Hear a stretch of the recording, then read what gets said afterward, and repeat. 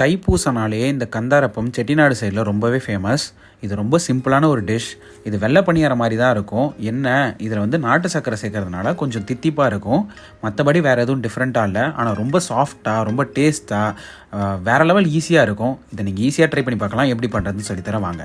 ஒரு பவுலில் 250 கிராம் பச்சரிசி, 50 கிராம் உளுந்து, 25 கிராம் பாசிப்பருப்பு, 25 கிராம் கடலைப்பருப்பு இதெல்லாத்தையும் சேர்த்து நல்லா தண்ணி ஊற்றி ஒரு 2 மணி நேரம் ஊற வச்சுருங்க. இது 2 மணி நேரத்துக்கு டிஸ்டர்பே பண்ணிடாதீங்க. வேணும்னா நடுவில் ஒரு வாஷ் பண்ணி எடுத்து வச்சுக்கோங்க. நல்லா 2 மணி நேரம் ஊறினா தான் மிக்ஸி ஜாரில் நல்லா மைய அரையும். இது அப்படியே ஒரு மிக்ஸி ஜாரில் சேர்த்து 1 கப் தேங்காய் பூ, 250 கிராம் நாட்டு சர்க்கரை 2 பேட்சாக சேர்த்து ஒரு 3-4 ஏலக்காவை மேலே போட்டு கொஞ்சமாக தண்ணி விட்டு நல்லா மைய அரைச்சி எடுத்துக்கோங்க. நல்லா திப்பியே இல்லாமல் பேஸ்ட்டாக இந்த மாதிரி பதத்தில் இருக்கணும். இப்போது இது 2 பேட்சாக நான் அரைச்சிருக்கேன். ஸோ அதனால தான் கலர் டிஃப்ரென்ஸ் இருக்குது. இதை நீங்கள் 2 பேட்சாக அரைச்சி நல்லா ஒரு கரண்டியை வச்சு கலந்து விட்டுக்கோங்க.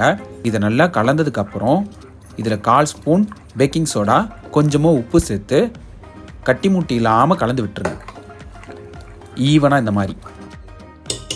இப்போ ஒரு பேனில் எண்ணெயை ஊற்றி எண்ணெய் நல்லா காஞ்சதும் ஒரு குழிக்கரண்டி எடுத்து அழகழகாக ஊற்றுங்க. ஊற்றும் போது கேப் விட்டுறாதீங்க. ஒரே சீராக ஊற்றுனீங்கன்னா அழகாக இந்த மாதிரி ரவுண்டாக வரும். கொஞ்சமாக வெந்ததும் அடியில் லைட்டாக சீண்டி விட்டு அடி பிடிக்காத மாதிரி எடுத்து விட்டுருங்க. இப்போ 2 பக்கமும் கோல்டன் ப்ரௌன் வர வரைக்கும் எண்ணெயில் பொறுமையாக பொரிச்சு எடுங்க. நல்லா பொரிச்சு எடுத்திங்கன்னா சூப்பர் டேஸ்டான கந்தரப்பம் ரெடி. பார்க்க எந்தளவுக்கு டெம்டிங்காக இருக்குன்றது எனக்கு தெரில. ஆனால் இதை நீங்கள் ட்ரை பண்ணி சாப்பிட்டிங்கன்னா செம்ம டேஸ்ட்டாக இருக்கும். வெள்ளை பணியாரம் மாதிரியே இதுவும் ஒரு சூப்பரான டிஷ். மறக்காமல் ட்ரை பண்ணி பாருங்கள். அப்படியே நம்ம சேனலையும் சப்ஸ்கிரைப் பண்ணிக்கோங்க.